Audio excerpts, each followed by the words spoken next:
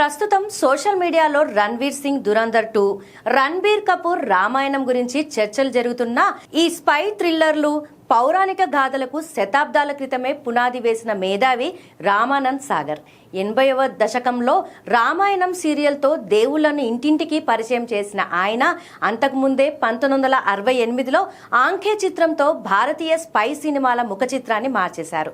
అప్పట్లో కేవలం 85 లక్షల బడ్జెట్తో తెరకెక్కిన ఈ సినిమా బాక్సాఫీస్ వద్ద 6 కోట్లు వసూలు చేసి డైమండ్ జూబ్లీ రికార్డ్ సృష్టించింది. ధర్మేందర్ ను భారతీయ జేమ్స్ బాండ్ లా చూపించిన సాగర్ ఆ రోజుల్లోనే జపాన్, లెబనాన్ వంటి విదేశీ లొకేషన్స్ లో షూటింగ్ జరిపి ప్రేక్షకులను ఆశ్చర్యపరిచారు. విశేషం ఏమిటంటే రా ఏర్పడిన ఏడాదిలోనే వచ్చిన ఈ చిత్రంలో చైనా విలన్ ని ప్రధానంగా చూపించారు.